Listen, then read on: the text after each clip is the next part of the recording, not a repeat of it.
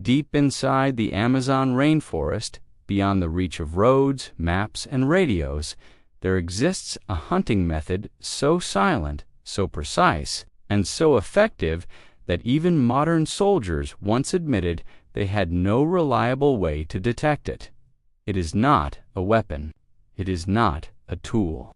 It is a technique, one refined over thousands of years and passed only through observation and experience. This is the forgotten art of airflow hunting, a method used by indigenous tribes to stalk prey without producing a single detectable sound. No broken branches, no crunching leaves, no shifting shadows. Just a human moving through one of the densest ecosystems on Earth, as if weightless. And for decades, this technique baffled foreign military trainers and survival instructors who tried to study it, only to discover that even when they watched it happen, they still couldn't replicate it. To understand why this technique mattered so much, we need to first understand the Amazon's environment. The forest is noisy birds, screech insects, hum, frogs bark, branches fall. Yet at the same time, it's a place where anything unnatural stands out instantly. A misplaced footstep, a cough traveling through vines, metal clinking against fabric, even the rhythm of a human breathing can alert an animal hundreds of meters away.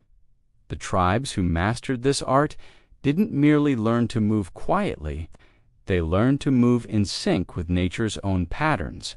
They didn't fight the noise of the jungle, they hid inside it. The first principle of the method is what tribes call shadow timing. The Amazon canopy constantly shifts because of moving clouds and swaying branches. This creates microshadows, tiny moments when a predator can move without being seen. Hunters learn to wait, sometimes for minutes at a time, for shadows to drift across the forest floor. When these darker patches align, they take a single step, then they stop again.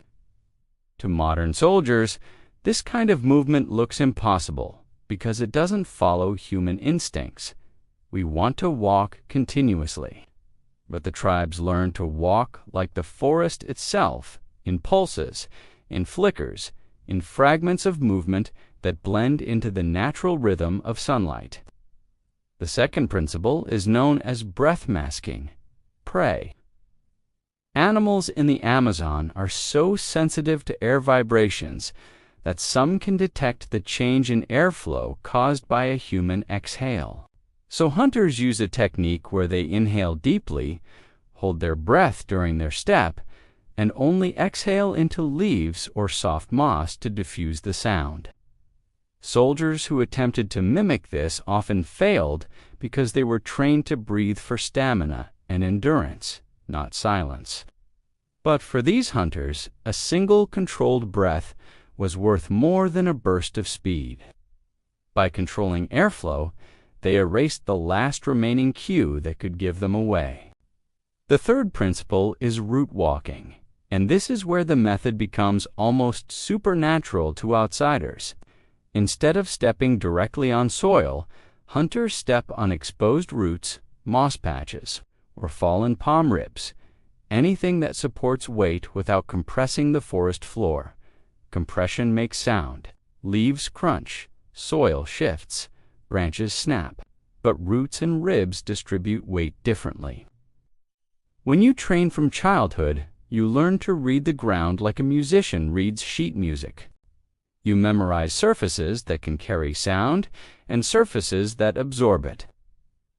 A hunter trained in this technique can cross 100 meters of forest without displacing a single leaf. The fourth principle is noise camouflage. Instead of trying to be quiet, hunters intentionally synchronize their tiny movements with the forest's existing noises. If a bird screeches, they move. If a breeze sweeps through the leaves, they shift their weight. If a monkey drops fruit from a tree, they take a step forward. This technique completely overwhelmed early soldiers because their training focused on silence, not synchronization. They tried to avoid all sound. The tribes used sound as a cloak. The fifth principle is airflow mapping. This is the most mysterious part and the most effective. In a dense forest, air doesn't move randomly. It flows in predictable channels, like rivers. Hot air rises off the forest floor, while cool air sinks down from the canopy. Animals instinctively position themselves at the edge of these airflow zones to smell predators. Hunters take advantage of this by approaching prey from the quiet, neutral zones, where airflow is minimal and scent detection is dramatically reduced. Modern soldiers rely on wind direction. Indigenous hunters rely on airflow patterns that shift hour by hour. This technique was so effective that tracking teams in the 1960s and 70s wrote in reports that they could not figure out how hunters became invisible to scent and sound. They didn't understand that hunters weren't avoiding wind. They were reading invisible air corridors like maps. The sixth principle is the psychological element. Forest patience. Western militaries train for speed, maneuvering, and pressure. Amazon hunters are trained for stillness. A hunter may wait in one position for 30 minutes, motionless, letting mosquitoes bite, letting sweat drip, letting vines press into their skin, all without reacting. Every movement has to earn its purpose. Soldiers called this inhuman patience because even the best-trained foreigners would shift, scratch, swat at insects, or adjust their posture. But to the tribes, comfort was irrelevant. Only the result mattered. When all these principles combine, the effect is astonishing.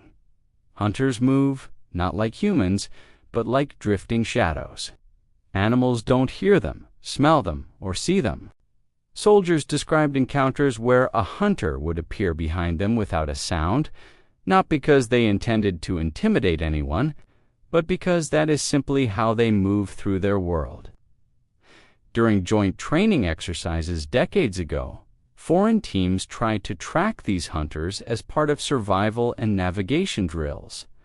Almost every attempt failed. Soldiers recorded that the forest swallowed their presence, and even technology struggled to pick them up, because their movement was too slow and too irregular for sensors to detect. But what makes this story fascinating is how the knowledge almost disappeared. As younger generations moved toward modern tools, rifles, boats, radios, fewer people learned the old techniques. And when outside military forces studied these methods, many of the findings were never published, mostly because they conflicted with conventional training doctrines. The idea that a human could move silently without gear, without boots, without camouflage, simply through technique alone, didn't fit into modern manuals. So the method was quietly pushed aside, not banned, not forbidden, just ignored, overshadowed by technology. Today, only a handful of elders in remote regions still practice the full technique, but survivalists and researchers who witnessed it say that it remains one of the most advanced stealth methods ever developed by humans. No special tools, no weapons, no camouflage paint. Just a profound understanding of nature, the kind of understanding that takes a lifetime to master. It is a forgotten art, not because it stopped working, but because the world stopped paying attention. And now, as we revisit this method, we're reminded of something important. Survival is not about overpowering nature. It's about becoming part of it. These hunters weren't just silent. They were synchronized with the forest itself, moving with shadows, breathing with the wind, reading the ground, and navigating air currents that most people never notice. It wasn't magic. It wasn't superstition. It was mastery, a form of intelligence built through generations of observation, trial, and patience. In this video, we uncover each part of this lost technique and explore why modern armies couldn't replicate it. More importantly, we look at how it can reshape the way we understand stealth, tracking, and survival. Because in the end, the Amazon didn't make these hunters silent. It taught them how to listen.